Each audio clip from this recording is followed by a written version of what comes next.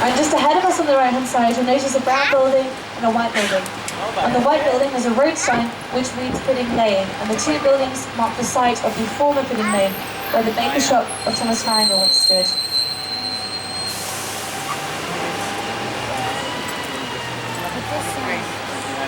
So the Great Fire of London started in Thomas Farringer's baker shop, and it broke out at about 2 in the morning on the 6th of September 1666. When the fire initially broke out, the residents of Pudding Lane were very worried. As I mentioned before, the infrastructure of the city was very different. Almost all of the buildings were made from wood, so a fire was at risk of spreading.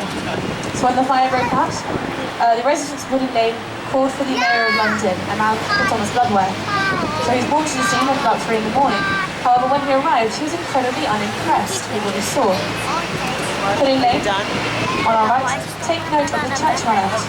This is the St. Manchester Martyr's Church. I'll tell you a bit more about it in a second. So when the Mayor of London came to the scene, he was unimpressed because he thought that the fire that he saw was incredibly pathetic and would burn out by the following morning. So his instructions to the residents of Pudding Lane were to find shelter for the night and simply sleep it off. Famous last words, as the Great Fire of London did not burn out by the following morning. It continued to burn for 4 days and 5 nights in succession. We did pass the St. Manchester Martyr's Church, which is the most haunted church in all of London. St. Manchester Martyr's Church claims to be home to the ghost of Mr. Thomas Farringer's servant girl. She was the first victim of the Great Fire of London. Surprisingly about the Great Fire is that it didn't actually kill that many people. Although it destroyed much of the buildings of the city, it burned very slowly, so most people could simply evacuate their houses. However, when the fire initially broke out, Mr. Farringer and his family escaped the baker's shop by climbing out of a second-story window and into their neighbour's house. But the maid servant was too scared. She was scared of heights, and she met her eyes with the flames. And it said that to this day her ghost remains in the church of St. Manchester Martyrs, opposite Pudding Lane, where she met her eyes. Just in front of us now, underpass. It's quite noisy inside, so I'm just going to pause my commentary momentarily. I'll resume it on the other side. Thanks very much for your patience.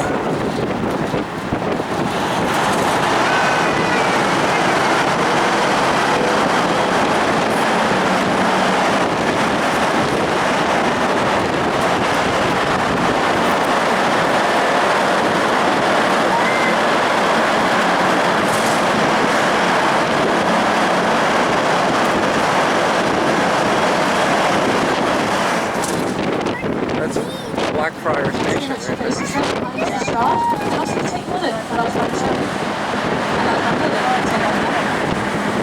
we're just passing beneath now of beautiful Blackfriars Bridge. It was uplifted in Blackfriars Bridge by Queen Victoria and made her first public appearance following the death of her husband Albert. He died in 1861. Queen Victoria warned him for exactly 40 years. Now on the left-hand side of us, on the Thames, is the HMS President. Notice the paintwork on the HMS President is quite unusual, and it would be fair to assume that that was only very recently added to the boat as a modern art installation. However, it actually wasn't. That was the original design, the original paintwork on the HMS President for its action in the First World War. The HMS President was purposely painted with lots of circles and cylinders on it in order to camouflage it from enemy boats, so it can be safely shot. Scene 3 so far. And it did work.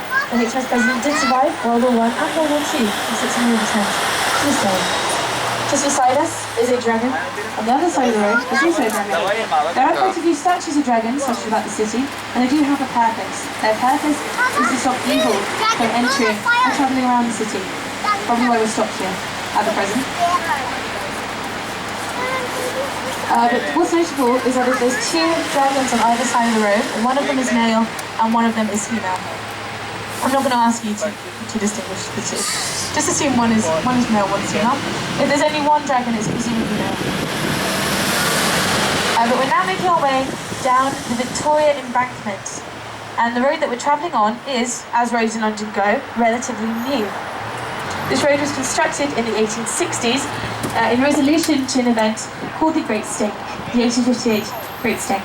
The River Thames on our left-hand side, from the Roman times up until the 1800s, had been used and abused as a public sewer, and so by the 1800s had begun to smell slightly unpleasant. In fact, by 1858, it simply became unbearable. The smell of the Thames was so abysmal. It was so abysmal that a man called Joseph Bazalgette was hired to create an underground sewage system that would clean the River Thames and stop it from smelling too bad. So if you do breathe in through your nose, you can tell the River Thames doesn't smell too bad. It doesn't smell too good either, but not too bad. But the road on which you're travelling hosts the underground sewage system. If you look just to your right at Somerset House, you'll notice there's actually an archway on it, just above the pavement. There's now a doorway leading into Somerset House, but it formerly had water from the Thames running through it. By creating the underground sewage system, Joseph Bazalgette significantly narrowed the River Thames. It's a much narrower today than it originally was.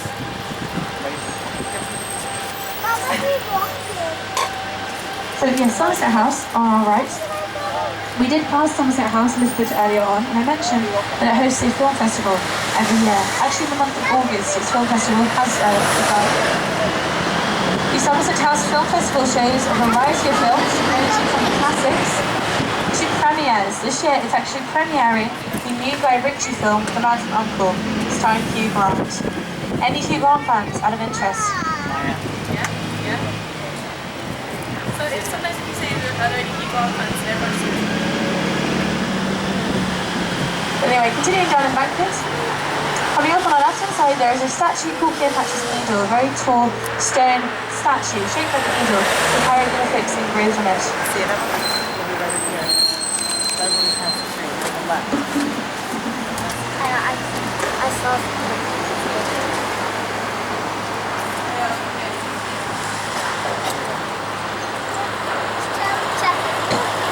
We made a stop in Embankment if there's anyone who'd like to alight here.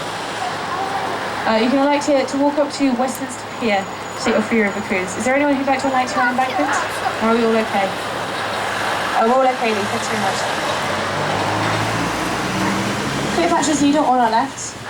The needle itself was constructed in 1500 BC and was moved over to London in 1878 under Queen Victoria. You'll notice there are two sphinx on either side of the needle. They're supposedly guarding the statue. However, it's a slight mistake that they're facing towards it. If they're guarding Cleopatra's Needle, they should be facing away from it, looking out for anyone who may try to steal it, or maybe destroy it.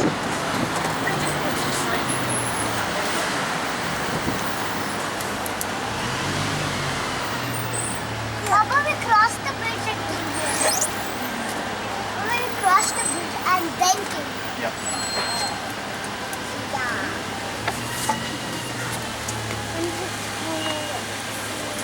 Remember the Embankment Pier on our left-hand side. Just a reminder, it's not from this pier, it's from to Westminster Pier, which is a little bit further up, stop where you can Embankment. take the free river cruise. Didn't we transfer an embankment? Yes, the final boat to leave from Westminster Pier will Look, depart City at 7 Loos. p.m. Yeah, the toilets lose. And the journey itself takes about 30 LOS, minutes. City So Loos. that's the time. So we're finished at 12 p.m. Just for your reference, yeah.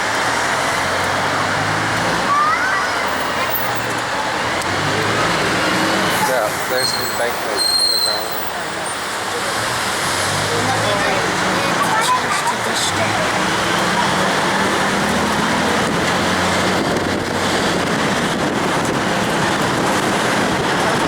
So continuing on the embankment, you'll notice on your left-hand side across the Thames is the London Eye.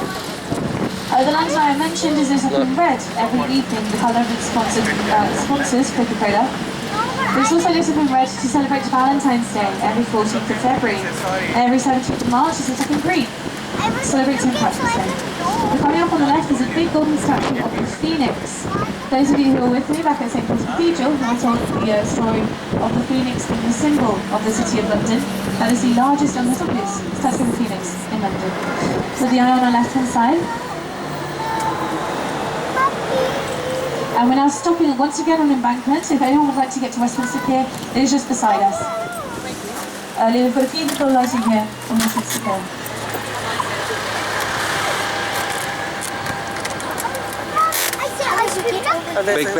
Big band right in front of you. Chad. I know, I saw it. I'm too far forward.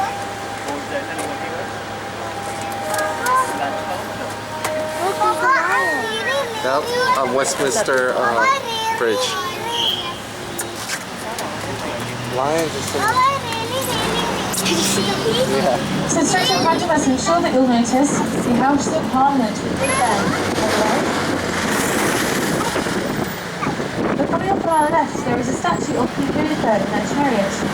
Queen Boudicca was a Celtic queen. She was queen of the Iceni tribe, and she very famously tried to overthrow the Roman settlers in London. She was, however, unsuccessful and was either later killed by the Romans or poisoned herself.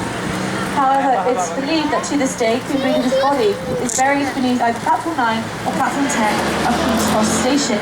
And it's because of that belief that J.K. Rowling placed the Hogwarts Express on platform 9 and 3/4. So Big Ben, just behind us now. And we'll make our way once again to Parliament Square. On our right hand side is a statue Look at of Churchill. Winston Churchill, our wartime Prime Minister. Winston Churchill wasn't too keen on the idea of having a statue of himself here in London. He was slightly afraid of what he could do. Nonetheless, there he stands, just opposite St. Margaret's Church on our left, which is where he was married. as you Mandela, know. look. And now on our left, Wow. Westminster Abbey, which we passed on. Gandhi. Wow. However, on our right-hand side, you'll notice the fine collection of statues of important historic political figures. Closest to us is Nelson Mandela, and Nelson Mandela was the only person alive and present at the unveiling of his statue in Parliament Square. Mandela purposely asked that his statue be close to the pavement Mandela's so people dead. could take their photographs with him if they see it. The most recently added to Parliament Square is a statue of Mahatma Gandhi on our right-hand side, placed there about 5 months ago as a permanent feature. Now, on our left-hand side, this large building is Her Majesty's Treasury. It was beneath Her Majesty's Treasury in an underground bunker where Winston Churchill ran his office during the war. Churchill also used to stand on top of Her Majesty's Treasury and view the city as the bombs rained down. We're now stopping on Whitehall. If anyone would like to go inside Westminster Abbey or view Parliament Square, you can alight here. Is there anyone who'd like to alight here on Whitehall? Really? Make our way down Whitehall.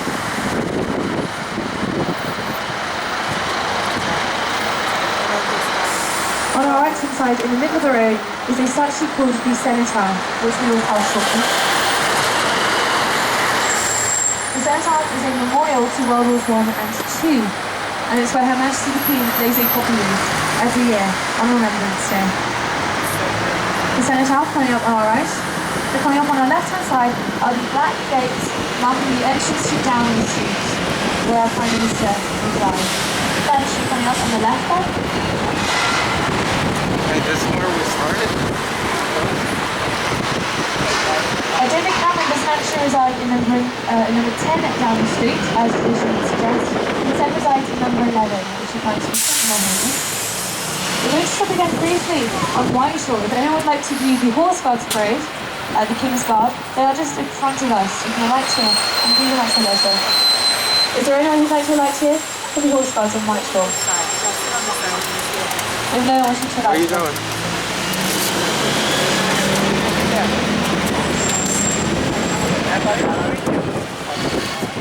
The Horse Guards just on Oh, our look, left. look. Can you move on my card?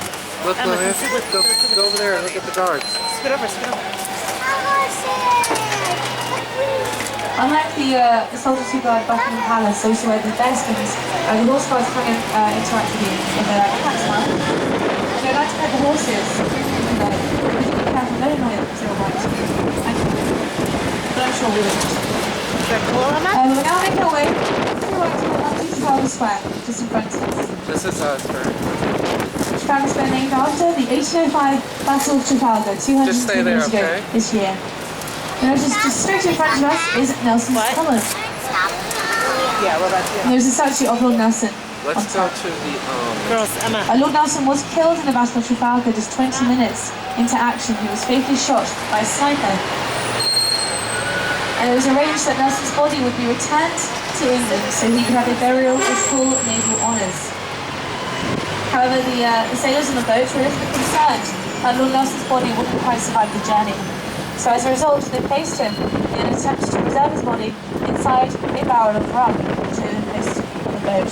However, it was later discovered when the boat docked into London that the barrel once containing Lord Nelson's body and some rum now contained Lord Nelson's body alone. The rum was gone, presumably having been drunk. by the sailors on the boat. Ooh. The British Navy actually denies that story to this day. However, it is where we get the phrase to tap the Admiral, meaning to have a drink or tapping the Admiral. Anyone's familiar with it? We're now stopping for Trafalgar Lexi, Square. You can alight fresh in? here to view the National Gallery. Should we get out?